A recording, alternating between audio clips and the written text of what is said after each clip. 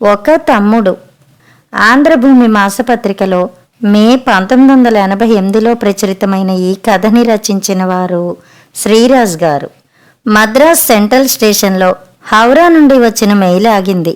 ఆకాశం మబ్బు పట్టడం చేత 5 గంటలైనా ఇంకా చీకటిగానే ఉంది. ఈదురుగాలి హోరున వీస్తోంది. చినుకు చినుకుగా వాన మొదలయింది. కంపార్ట్మెంట్లోని జనాన్ని తోసుకుని బయటపడినప్పుడు గాని కృష్ణమూర్తికి వర్షం పడుతున్నట్టు తెలియలేదు. అతని భార్య రత్నమాల ఒంటి నిండా చీర లాక్కుంది. చలనిపించి 20 నిమిషాల్లో ప్లాట్ఫామ్ మీది రద్దీ తగ్గింది. కృష్ణమూర్తి తమ్ముడి కోసం చుట్టూ కలయి చూశాడు. తిలక్ జాడ కనిపించలేదు. బరువుగా నిట్టూర్చి సామాను తీసుకుని బయటికి నడిచాడు. అతని వెనకే రత్నమాల కూడా. అతను ప్రయాణం ముందు రోజున మెయిల్లో మద్రాసు వస్తున్నట్టు తమ్ముడికి టెలిగ్రామ్ ఇచ్చాడు. అది అందిందో లేదో. అందకపోవటం చేత స్టేషన్కి రాలేదని సరిపెట్టుకోబోయాడు. అందుకు తన మనసు ఒప్పుకోలేదు. తమ్ముడని ఆలోచించకుండా ప్రతి క్షణం పగవాడి కన్నా హీనంగా చూశాడు. అవమానం పొందినవాడు తన రాకను ఎందుకు లెక్క చేయాలి? నిజానికి ముఖం చెల్లకనే మూర్తి ఇంతకాలం తన ప్రయాణం వాయిదా వేసుకున్నాడు. కానీ ఇప్పుడు తప్పనిసరి పరిస్థితుల్లో బయలుదేరాడు. తిలక్ అడ్రస్ కోసం జేబులో చెయ్యి పెట్టాడు. అడ్రస్ కాగితం కనిపించకపోయేసరికి అతనికి గుండె చప్పుడు ఆగినంత పని అయింది. గబగబా పెట్టె తీసి బట్టల మడతల్లో పుస్తకాల పేజీల్లో వెతికాడు గాని కనిపించలేదు. మద్రాసు లాంటి మహానగరంలో అడ్రస్ లేకుండా ఒక మనిషిని పట్టుకోవటం మాటలు కాదు. వచ్చిన బండిలోనే తిరుగు ప్రయాణం చేయక తప్పదని బాధగా మూలిగాడు. విషయం తెలిసి రత్నమాల నీరసంగా కూలబడిపోయింది. కృష్ణమూర్తి ఎంత ప్రయత్నించినా ఆగకుండా కన్నీళ్లు కనుకొలుకుల్లో చోటు చేసుకున్నాయి.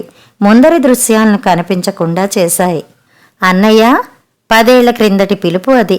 ఒక్కసారి పోయిన ప్రాణం తిరిగి వచ్చినట్టయింది మూర్తికి. క్షణం పాటు ఏమీ మాట్లాడలేకపోయాడు. ఎదురుగా తిలక్ నిలబడ్డాడు.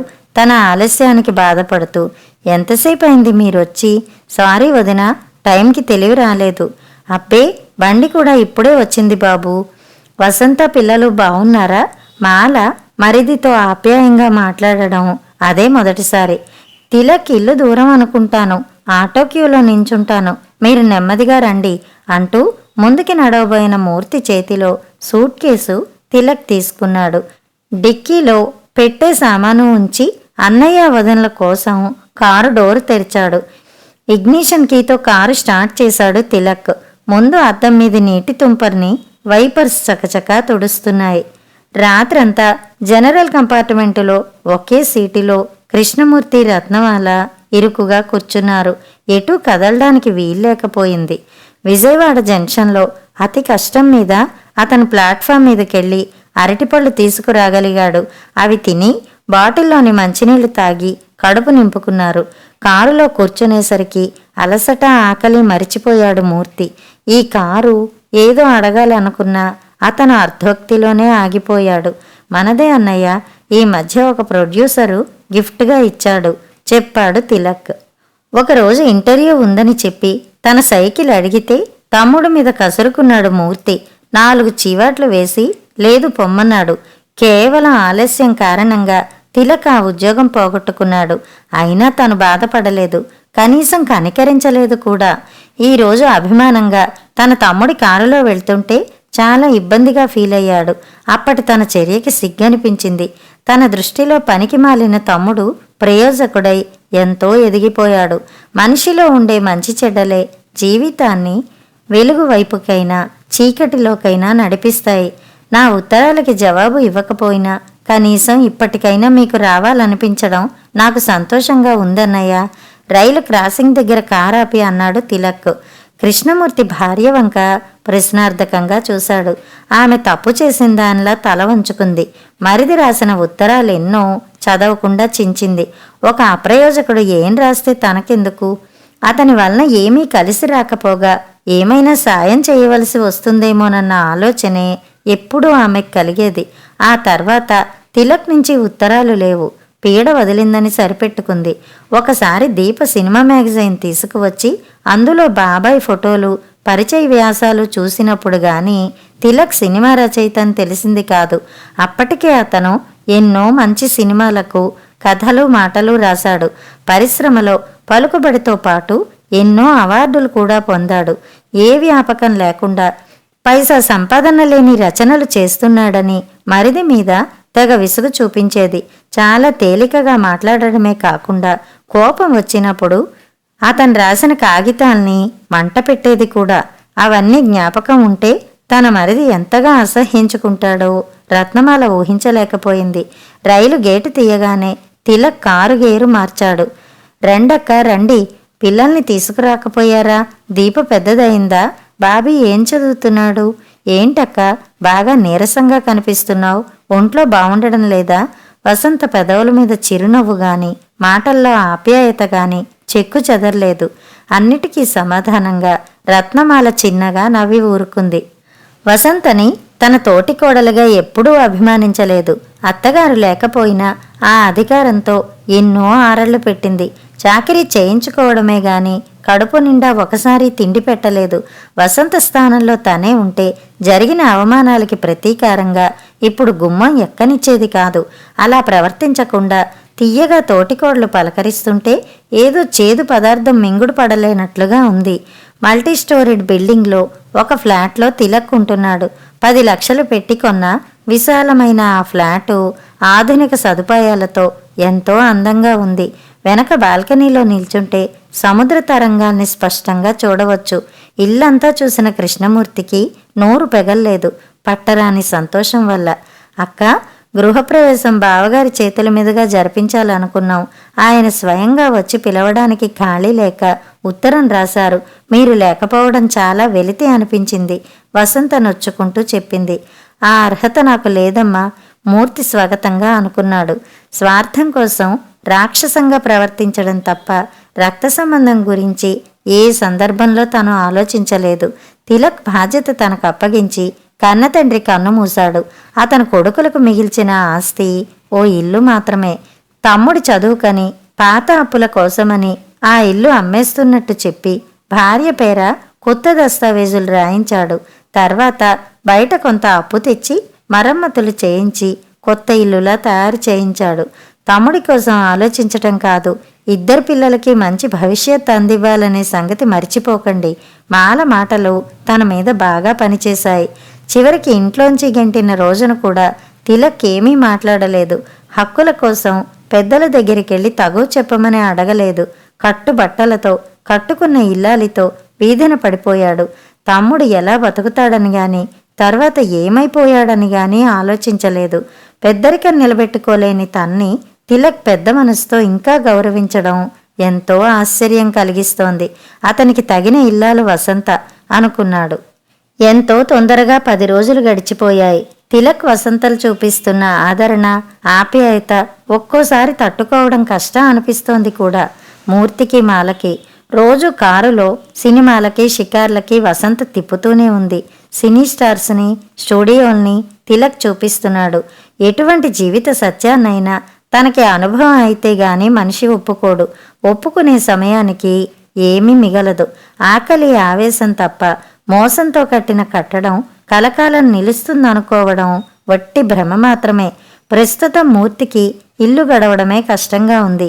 జబ్బుపడిన భార్య, ఎదిగిన కూతురు, కాలేజీ చదువుతున్న కొడుకు, చుట్టూ అప్పుల వాళ్ల బెడద, సంపాదన బొత్తిగా లేకపోవడం, ఆదుకునే వాళ్ళు కరువైపోవడం, ఇలా ఎన్నో సమస్యలతో అతను సతమతమైపోతున్నాడు. తన స్వార్థం చచ్చే వరకు పెంచి పెద్ద చేస్తుందనుకున్నాడు కానీ నాణానికి బొమ్మతో పాటు బొరుసు కూడా ఉంటుందనే విషయాన్ని మరిచిపోతే ఎలా?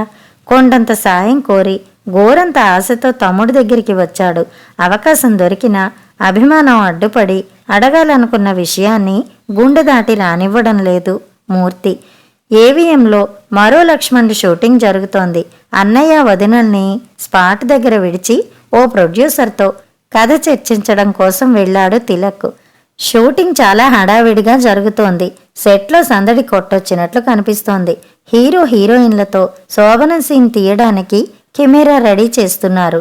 డైరెక్టరు, అసోసియేటు తీయబోయే షాట్స్ గురించి చర్చించుకుంటున్నారు. క్లుప్తంగా ఆ సన్నివేశం ఇది. కొత్త దంపతులకు మొదటి రాత్రి ముచ్చట ఏర్పాటు చేశారు. ముత్తైదువులు తన పడక గదిలో శోభనం పెట్టినందుకు కథానాయకుని అన్నగారు చిరబుర్లాడుతాడు. ఇరుకైన ఆ ఇంటిలో మరో గది లేదు. చివరికి పురోహితుడు కూడా నచ్చ చెప్పడానికి ప్రయత్నిస్తాడు. బాబు, సాంప్రదాయాన్ని మన్నించండి. ఇలాంటి శుభకార్యం పెద్దవాళ్ల పడకటింట్లోనే జరిపించడం మన ఆచారం, పుణ్యం కూడా. కాదనకండి. 3 రాత్రులు గడిచాక ఆ గదిలో మీరే ఉంటారు. అతను కళ్ళెర్ర చేసి ఫలదానాల కోసం ఉంచిన కొబ్బరి బొండాల పళ్ళాన్ని కిందకి తోస్తాడు. సాంప్రదాయం గాడిద గుడ్డు అని నాతో చెప్పకండి. అదేదో వాడి అత్తారింట్లో చెయ్యండి, నా పడగ్గదిలో కాదు. లేదంటే అవకాశం వచ్చే వరకు ఆగండి, పొండి. అమ్మలక్కలు ముక్కున వేలేసుకున్నారు. తర్వాత ఒక బామ్మగారు వధూవరుల్ని తనింటికి తీసుకెళ్లి కార్యం జరిపిస్తుంది. ఎవరో చాచిపెట్టి చెంప మీద కొట్టినట్టయింది మూర్తికి. అలాగే కాకపోయినా అలాంటి సన్నివేశం ఒకటి జరగడం తను దురుసుగా ప్రవర్తించిన సందర్భం లేకపోలేదు. అత్తవారింట్లోనే మరో ముహూర్తానికి తిలక్ శోభనం జరిగింది. ప్రత్యేకించి ఆ భార్యాభర్తలకు పడక గది గాని పట్టెమంచం గాని ఏమీ లేవు. వాళ్ళు ఎక్కడ పడుకుంటున్నారు, ఎలా సంసారం చేస్తున్నారని ఒక్కరోజు అడగలేదు, పట్టించుకొని బాధపడలేదు కూడా. ఆ సినిమాకి రచన తిలక్ చేశాడు.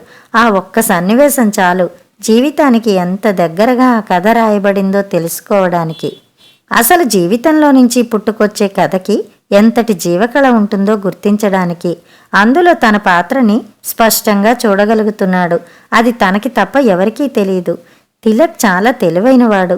అతనికి జరిగిన అన్యాయానికి ఎదురు తిరిగి కక్ష సాధించడం గాని, ఏమీ చేతగాక ఇతరుల దగ్గర అక్కసు వెళ్ళకక్కడం గాని చెయ్యలేదు. తప్పు చేసిన వాణ్ణి దండించడం కాదు, మందలించడంలోనే గొప్పతనం ఉంది. అందుకే తను చేసిన ద్రోహం తిలక్ మనసులో ఏమాత్రం ఉంచుకోలేదు.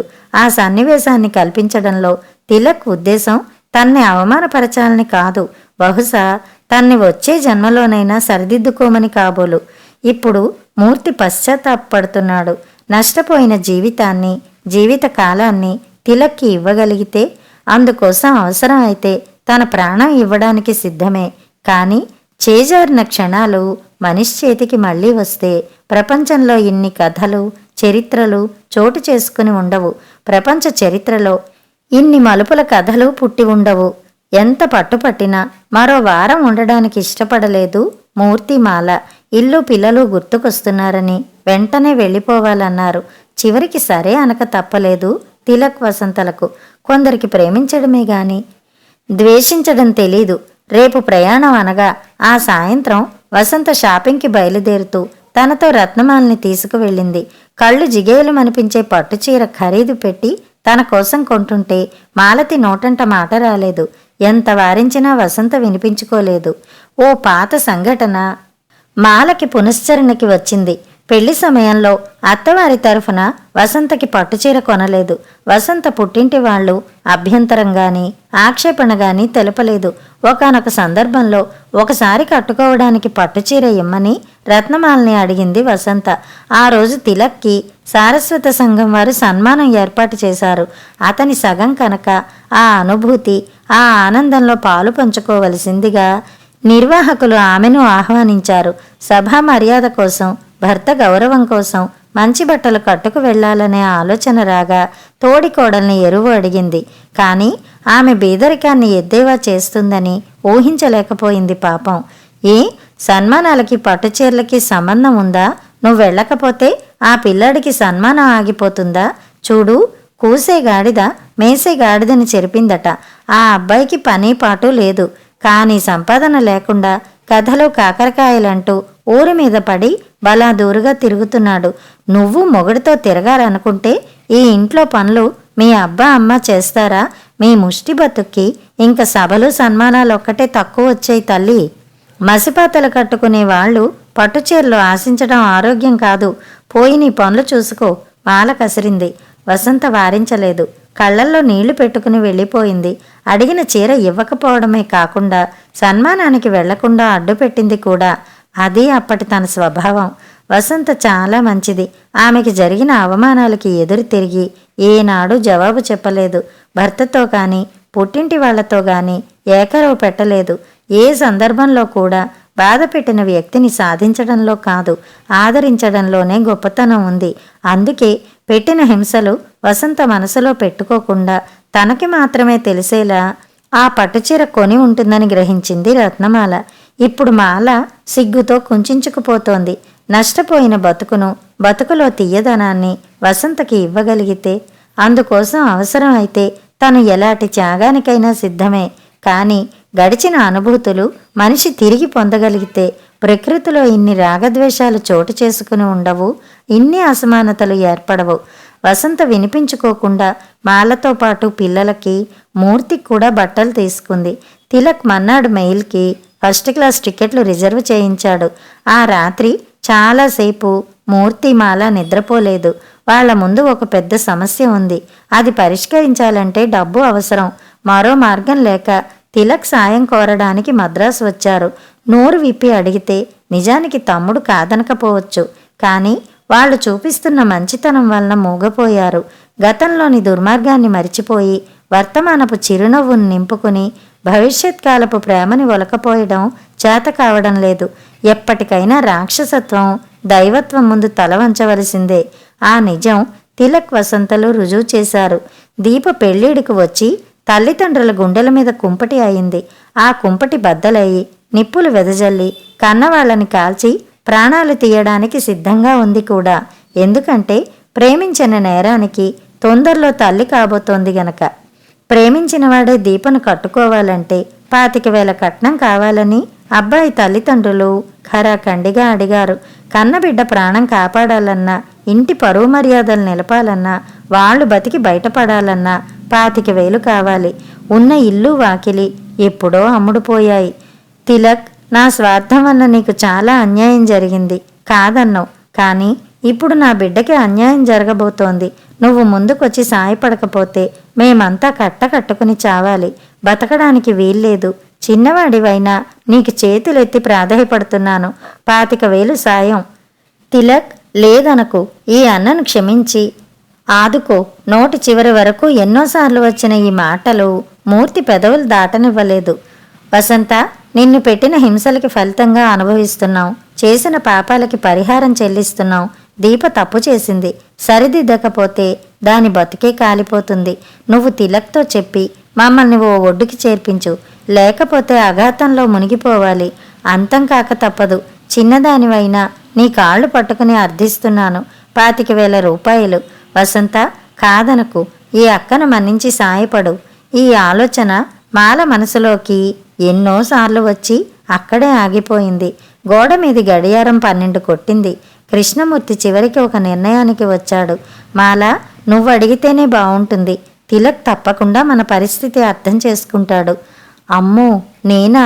నిజానికి ఇన్ని అనర్థాలకి కారణం నేను. వాళ్ళు మర్చిపోయినా అప్పటి నా ప్రవర్తనకి సిగ్గుపడి చస్తున్నాను. రత్నమాల తన అసక్తతను వ్యక్తం చేసింది. అప్పుడు కట్నం ఆశించి ఉద్యోగం లేని తిలక్కి బలవంతంగా పెళ్లి జరిపించింది తనే. తీసుకున్న కట్నం పెళ్లి ఖర్చులకే చాలేదనే అబద్ధం చెప్పి ఆ సొమ్ముతో నగలు చేయించుకుంది. ఎలాంటి సంపాదన లేకుండా ఇద్దరూ ఊరికే తింటున్నారని ప్రతి క్షణం అల్లరి తెచ్చింది తనే. అన్నీ తెలిసినా తిలక్ ఎప్పుడూ తిరగబడలేదు. తిరుగు సమాధానం చెప్పలేదు. అలాంటి మరిదిని ఏ ముఖం పెట్టుకుని సాయం చేయమని అడగగలదు? ఏమండి, మనం వచ్చిన పనేమిటో వసంతకు చెప్పండి. మీ మీద గౌరవం ఉంది. తిలక్తో మాట్లాడుతుంది. ఏం మాట్లాడమంటావు మాల? వాళ్ళ మీద నిప్పులు కురిపించానే తప్ప ఎప్పుడూ పిసరంత ప్రేమ చూపించానా? ఏం ముఖం పెట్టుకు అడగను? మూర్తి తల అడ్డంగా తిప్పి నిట్టూర్చాడు. కట్నంలో కొంత సొమ్ము బాకీ పడిన కారణంగా వసంతను చాలాసార్లు వాళ్ళ పుట్టింటికి పంపించాడు తను. బాకీ తీరేదాకా ఒంటికాల మీద నిలబెట్టాడు. కన్నవాళ్ల కష్టాలు వసంత బావగారితో మొరపెట్టుకున్నా వినిపించుకోలేదు. బాకీ పడ్డ కట్నం సొమ్ము ఇవ్వని కారణంగా తమ్ముణ్ణి మరదల్ని తన ఇంట్లోంచి వెళ్ళగొట్టాడు. అంత దుర్మార్గంగా పోయిన తను వసంతతో మళ్ళీ ఎలా మాట్లాడగలడు? చివరికి చల్లకొచ్చి ముంత దాచినట్లే అయింది. అడిగితే తిలక్ కాదనకపోవచ్చు, వసంత సంతోషించవచ్చు. కానీ మనసులో కొత్తగా పుట్టిన అభిమానం, మంచితనం మాట్లాడనివ్వలేదు. మూర్తికి మాలకి కొత్త బట్టలు ఇచ్చి వాళ్ళ కాళ్ళకి దండం పెట్టారు తిలక్, వసంత. మూర్తి కన్నీళ్లు ఆపుకోలేకపోయాడు. తమ్ముణ్ణి గట్టిగా హత్తుకున్నాడు. మాల తన ముఖాన్ని తోటికోడల చేతుల్లో పెట్టుకుని వలవల ఏడ్చింది. హౌరా వెళ్లే మైల్ కదలడానికి సిద్ధంగా ఉంది. తొందరగా మీలు లావాలి, మళ్ళేమో అక్కని అన్నయ్యని మీతో తీసుకురావాలి. పెదనాన్నగారు టాటా. పెద్దమ్మ చీలియో. ముద్దుగా మాట్లాడుతున్న తిలక్ 3 ఏళ్ల కొడుకుని చేతుల్లోకి తీసుకుంది మాల. ఈ 10 రోజుల్లో చంటాడు ఎంతో మచ్చికైపోయాడు. మూర్తి తన మెడలో ఉన్న పల్చటి బంగారు గొలుసు తీసి బాబు మెడలో వేసి ముద్దు పెట్టుకున్నాడు. తన దగ్గర ఇంకా ఆ ఒక్క గొలుసు మిగిలి ఉందనే విషయం అప్పుడు గాని మూర్తికి గుర్తు రాలేదు. రైలు కదిలింది. నెమ్మదిగా ప్లాట్ఫామ్ మీద ఉన్న తిలక్, వసంత, బాబు కనిపిస్తున్నంత వరకు చూస్తూ చెయ్యి ఊపుతూనే ఉన్నారు మూర్తి, మాల. ఆటో ఇంటి ముందు ఆగేసరికి దీప పరిగెత్తుకు వచ్చి గేటు తీసింది. ఏమిటమ్మా, 2 రోజుల్లో తిరిగి వస్తామని చెప్పి 10 రోజులు పిన్ని దగ్గర ఉండిపోయావు? బాబీ ప్రశ్నకి మాల ఏ సమాధానం చెప్పలేదు. డాడీ, బాబాయ్ మీకేదో ఉత్తరం రాశారు చూడండి అని ఓ కవరు దీప తీసుకువచ్చి మూర్తికిచ్చింది. మూర్తి గబగబా కవరు తెరిచాడు. అందులో 30,000కి తన పేరు మీద ఒక డ్రాఫ్ట్, తిలక్ రాసిన ఉత్తరం కనిపించాయి. అన్నయ్య, నన్ను క్షమించండి. మీ అవసరాలు ఏమిటో అడిగి తెలుసుకోలేని మూర్ఖుణ్ణి. ఆ రాత్రి మీరు వదిన మాట్లాడుకున్నప్పుడు విని దీప పెళ్లి విషయంలో మీ ఆందోళన ఏమిటో అర్థం చేసుకున్నాను. మీ వల్ల మాకేదో తీరని అన్యాయం జరిగిపోయిందని నేను గాని వసంత గాని ఎప్పుడూ ఆలోచించలేదు. అసలు అలాంటి ఊహే మాకు రాలేదు. మేం నష్టపోయింది, కష్టపడింది కేవలం మీ ఆప్యాయత పొందకపోవడం, మీతో కలిసి ఉండకపోవడం మాత్రమే. డబ్బు సంపాదన కన్నా మీ అభిమానం, ఆప్యాయతలను కోరుకుంటున్నాం. దీప పెళ్లి విషయంలో ఆలస్యం చేయకండి. ఈ డబ్బు చాలకపోతే బాబీ చేత ఒక ఉత్తరం రాయించండి. మీ ఆశీస్సులు సదా కోరుకునే మీ తమ్ముడు. కృష్ణమూర్తి కళ్ళు చెమర్చాయి. చెమర్చిన కళ్ళకి మేరు పర్వతంలా తమ్ముడి రూపం కనిపిస్తుంటే మనసంతా బరువు కాగా తృప్తిగా నిట్టూర్చాడు. శ్రీరాముడి లాంటి అన్నగారికి తగిన తమ్ముడు లక్ష్మణుడు. కానీ లక్ష్మణుడి లాంటి తిలక్కి తను అన్నగా ఉండే అర్హత లేదు. మళ్లీ జన్మంటూ ఉంటే తను తమ్ముడిగా పుట్టి తిలక్ని రాముడిలా సేవిస్తాను. కృష్ణమూర్తి తనలో తాను గొణుక్కున్నాడు. కథ సమాప్తం.